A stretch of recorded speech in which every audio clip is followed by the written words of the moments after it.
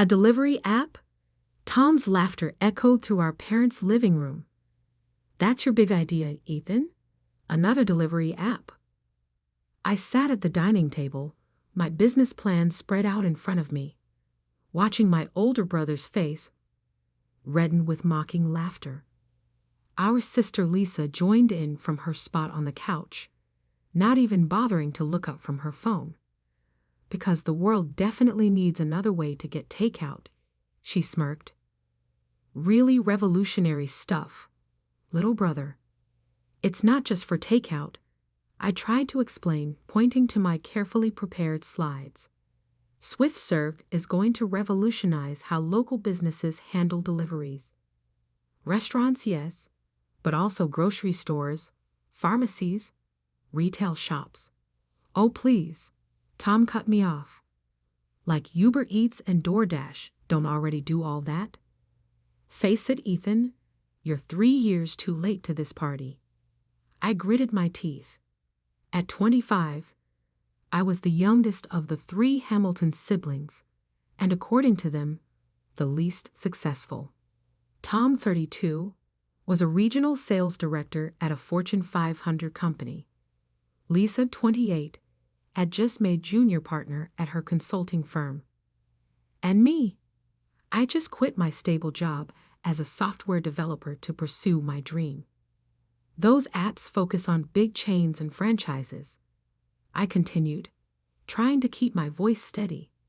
SwiftServe will partner with local businesses, help them compete with the giants. We'll offer better rates, more flexibility, real-time inventory management. Management? Lisa finally looked up from her phone. You've never managed anything in your life. You barely managed to keep your last job for 2 years. I quit that job, I corrected her, to focus on this.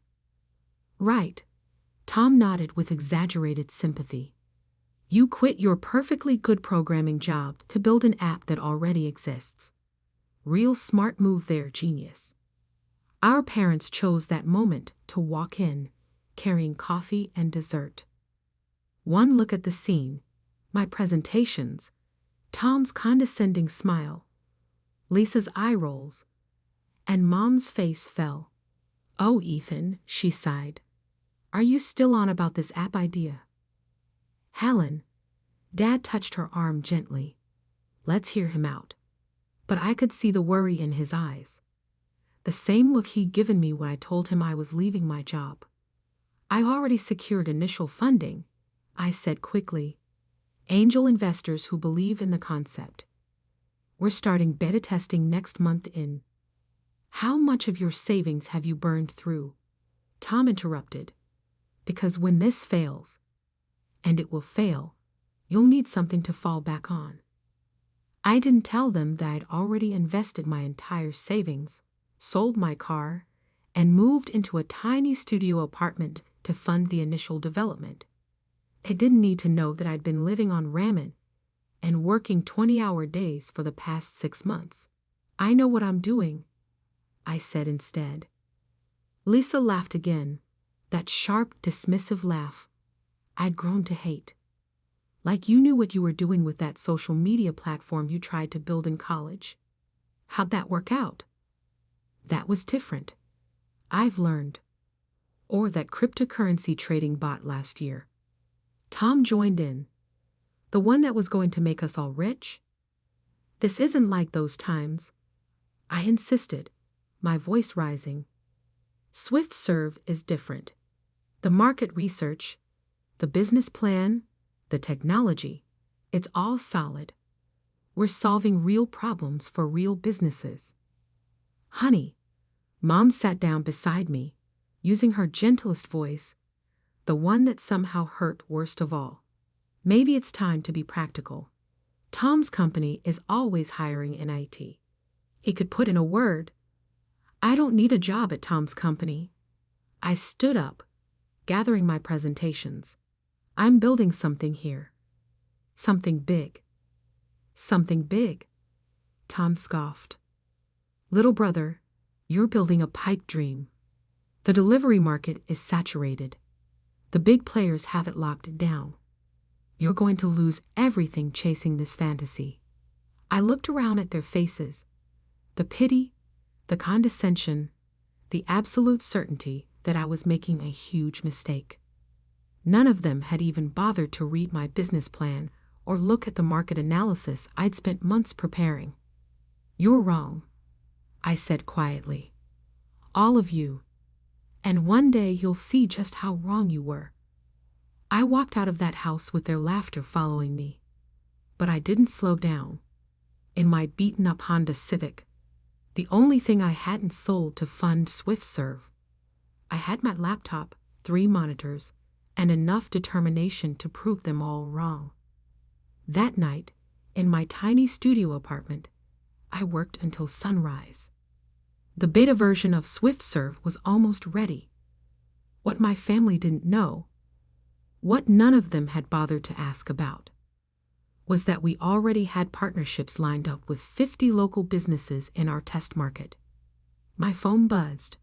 A message from Marcus Chen, our lead developer. "Backend updates complete. Ready for final testing." I smiled, thinking about my siblings' mockery. They thought SwiftServe was just another delivery app. They couldn't see what we were really building: a complete local commerce ecosystem that would change how small businesses competed in the digital age. The next few months were a blur of coding, meetings, and endless cups of coffee. We launched the beta in a small college town, partnering with local restaurants, bookstores, and grocery shops. The response was immediate. SwiftServe wasn't just another delivery app. It was a lifeline for small businesses struggling to compete with giant chains. Our platform didn't just handle deliveries. It provided inventory management, customer analytics, and marketing tools that leveled the playing field. 3 months after that disastrous family dinner, we had our first major breakthrough. A local newspaper ran a story about how SwiftServe had helped save a historic bookstore from closing. The owner's quote made me smile. "It's not just delivery. It's like having a whole digital department at our fingertips." The article caught the attention of a major venture capital firm. Suddenly, the meetings I couldn't get before were happening. Investors who'd ignored my emails were calling me. I didn't tell my family about any of it. Let them think I was failing. Let them believe their mockery was justified. Success would be sweeter when they finally saw it for themselves. 6 months in, SwiftServe had expanded to 3 cities. Our user base was growing exponentially, and our business partners were reporting revenue increases of up to 40%. Then came the call that changed everything. "Ethan Hamilton?" The voice was unfamiliar. "This is James Morrison from TechFund Ventures. We've been watching SwiftServe's growth with interest." TechFund Ventures, one of the biggest names in tech investment, known for backing companies like Uber and Airbnb in their early days. "We'd like to discuss leading your series of funding round. How does $50 million sound for a starting point?" I gripped my phone tighter, glad I was sitting down. "That sounds interesting. Excellent. Our team has reviewed your technology, your market strategy, your growth metrics. We believe SwiftServe isn't just another delivery app. It's the future of local commerce. Not just another delivery app." The words my siblings had thrown at me mockingly were now being used by one of the most successful venture capitalists in the country, but with admiration instead of derision. After the call, I sat in my small apartment, looking at the whiteboard where I'd mapped out SwiftServe's future. We were about to go from bootstrapped startup to major player. My phone buzzed again. A message in the family group chat. "Tom. Hey everyone. Big news. Just got promoted to VP of Sales. Lisa. Congratulations. Dinner to celebrate? Mom. So proud of you, honey. This weekend? Dad. That's my boy. I stared at the messages, remembering all the family dinners where they'd bragged about their careers while dismissing my dreams. Soon, very soon, they'd learn what real success looked like. But first, we had an empire to build. 1 year after that first mocking family dinner, I sat in my new corner office on the 38th floor of a downtown skyscraper, watching SwiftServe's real-time statistics scroll across multiple screens. We were now operating in 20 major cities, with over 10,000 local businesses on our platform. The $50 million from TechFund Ventures had turned into $200 million in Series B funding. Forbes had just named SwiftServe one of the top 10 startups to watch. Our valuation had crossed $1 billion, making us official unicorn. And my family still thought I was struggling. Mr. Hamilton? My executive assistant Sarah appeared at the door. The Singapore team is ready for their update call. And your sister Lisa has called 3 times this morning. I glanced at my phone's missed calls. Lisa had indeed been trying to reach me, probably to brag about her latest promotion or to offer more helpful career advice. Take messages from Lisa, I said. I'll deal with family matters later. The Singapore call was crucial. We were about to launch in Asia, starting with Singapore and Hong Kong. SwiftServe wasn't just changing local commerce in America. We were going global. Mid-call, my phone buzzed with a text from Mom. Honey, please call Lisa. She has an exciting opportunity for you. I muted my microphone and laughed. An exciting opportunity.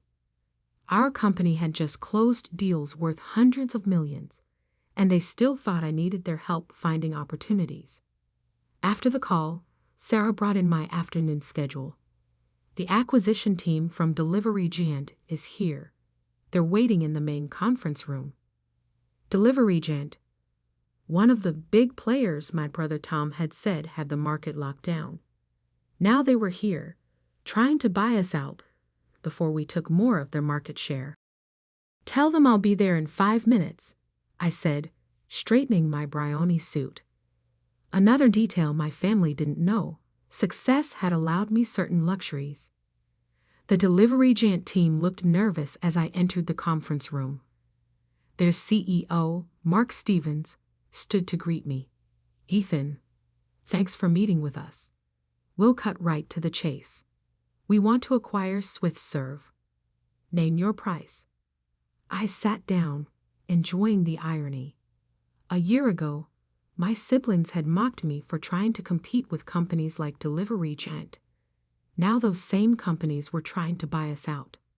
Not interested, Mark, but thanks for coming by. We're prepared to offer $2 billion, he pressed. Cash and stock. I smiled, thinking about Tom's words. The big players haven't locked it down. The problem, Mark, is that SwiftServe isn't just another delivery app. We're not competing with you. We're reshaping the entire market. Your model focuses on large chains. Ours empowers local businesses. You're offering $2 billion because you know we're worth far more than that. $3 billion, he said quickly. Too quickly. I stood up. Let me show you something. I led them to our main operations center, where wall-to-wall screens displayed SwiftServe's network in real time. Thousands of deliveries happening simultaneously. Real-time inventory updates from local businesses. Customer data flowing through our AI systems. This is the future of local commerce, I said. And it's not for sale.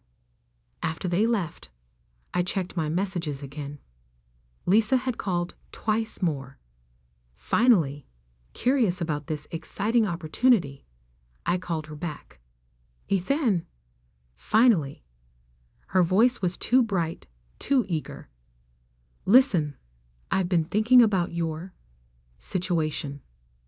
My firm is launching a new digital division, and I convinced them to consider you for a junior analyst position. I nearly dropped my phone. Junior analyst? I know, it's entry level, she continued, missing my tone completely. But it's a foot in the door, a real career path.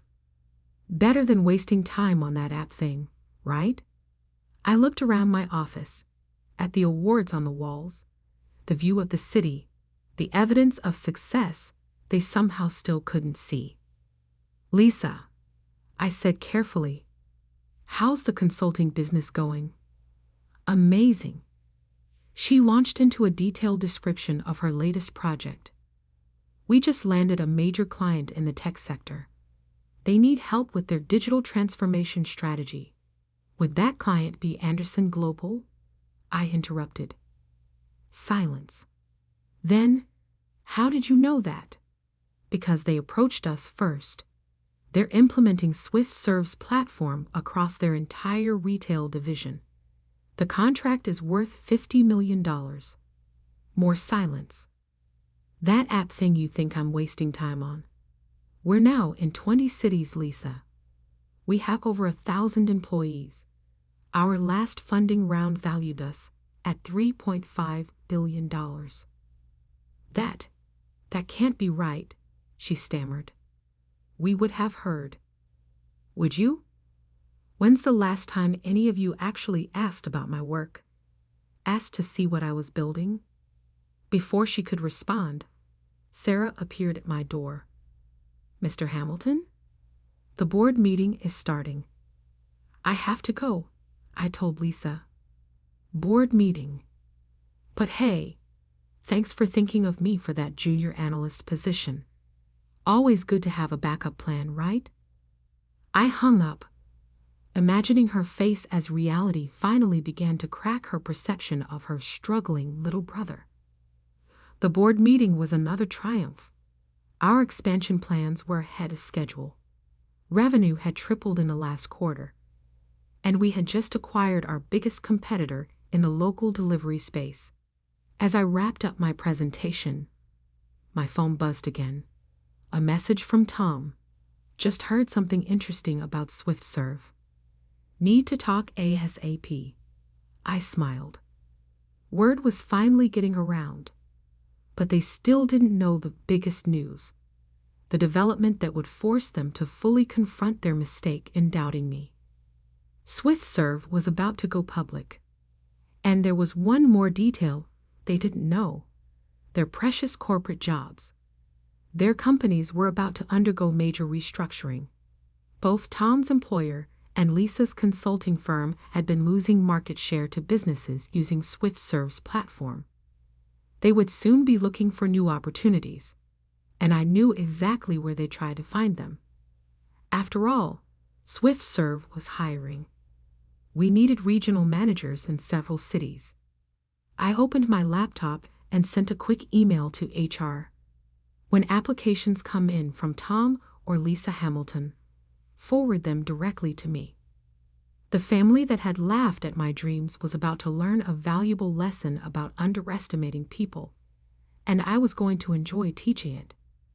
The morning of SwiftServe's IPO, I stood in my private office suite at our headquarters, adjusting my tie as I prepared for the opening bell ceremony. The Wall Street Journal's headline caught my eye. SwiftServe IPO set to be largest tech offering of the year. My phone buzzed. A message from Tom. We need to talk. It's urgent. Something big happening at work. I knew exactly what was happening at his work. His company had just announced major layoffs. They'd lost 40% of their market share to businesses using SwiftServe's platform. Tom's division would be the first to go. Another message, this time from Lisa. My firm is undergoing restructuring. Can we meet? I need career advice.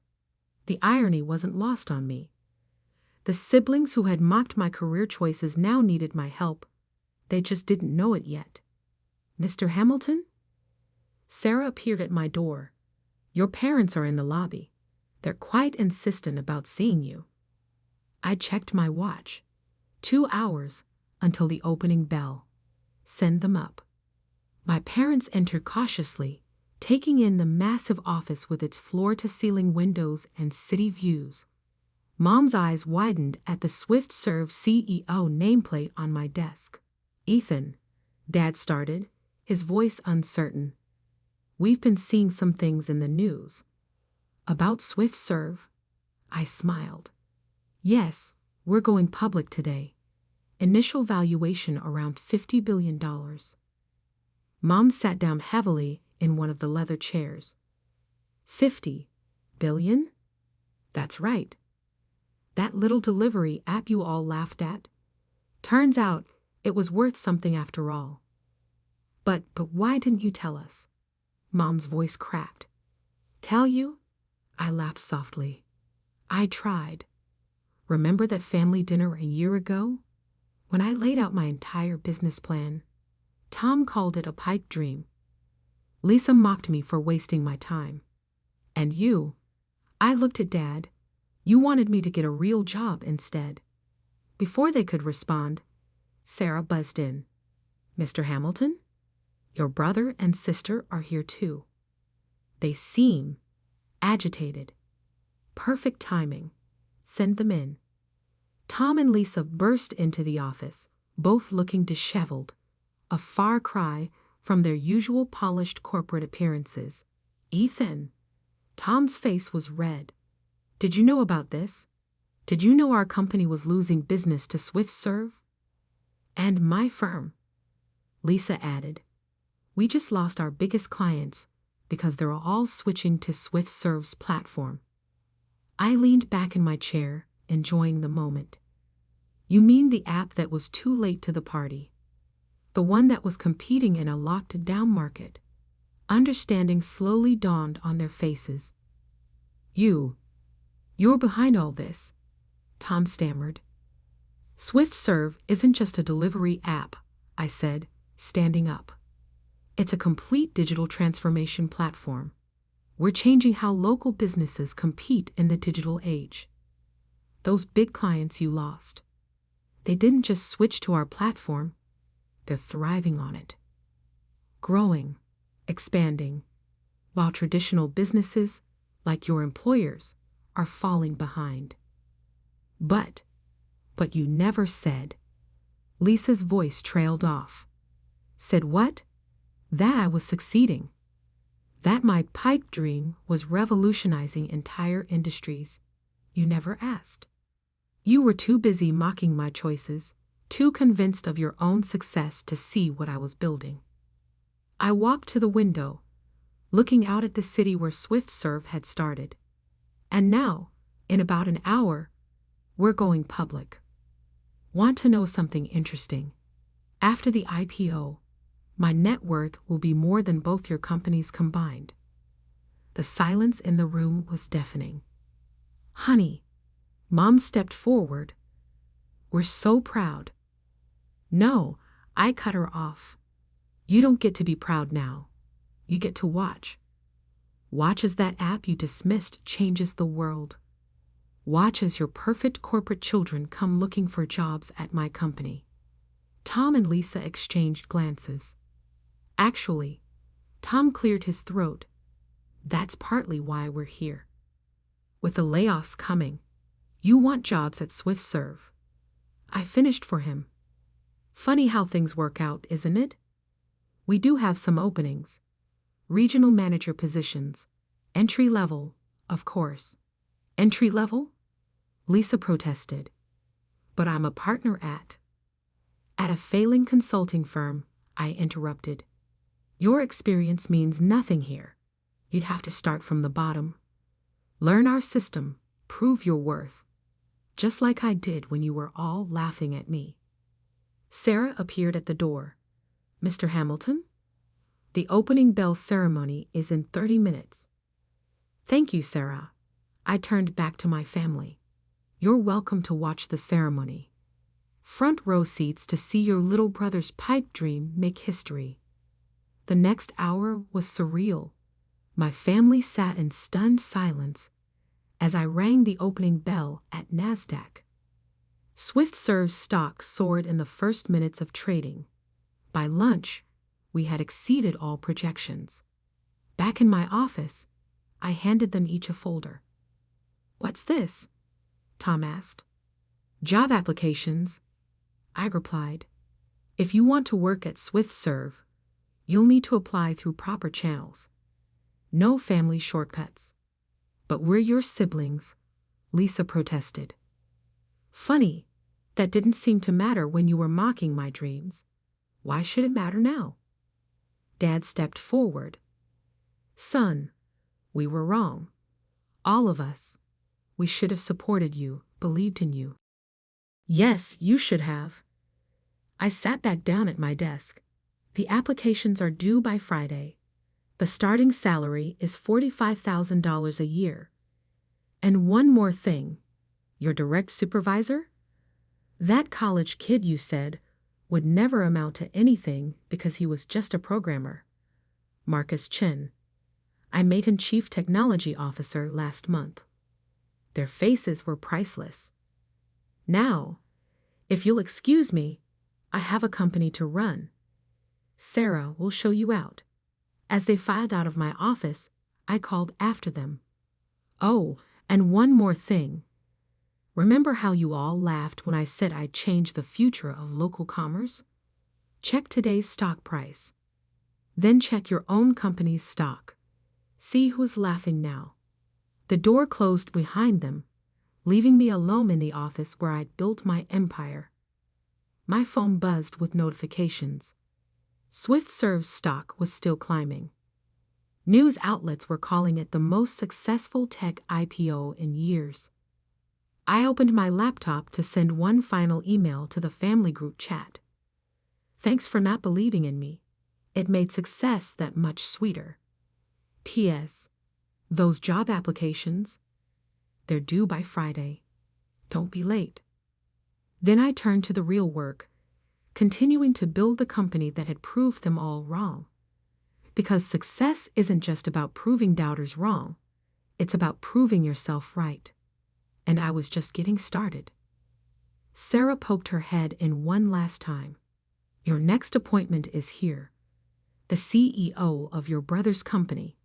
They want to discuss a potential partnership." I smiled. "Tell him he'll have to apply through proper channels, just like everyone else." Looking out at the city, I thought about that first family dinner, when they laughed at my dreams. Now they were all applying to work for me, hoping I'd save their careers. But I hadn't built SwiftServe to prove them wrong. I'd built it because I saw a future they couldn't imagine. Their mockery had just made success sweeter. The final irony? They'd have to use SwiftServe's app to order lunch in their new jobs. Every delivery would remind them of the dreams they'd laughed at. Sometimes success is the best revenge. And sometimes the best part isn't the billions you make. It's watching those who doubted you realize just how wrong they were.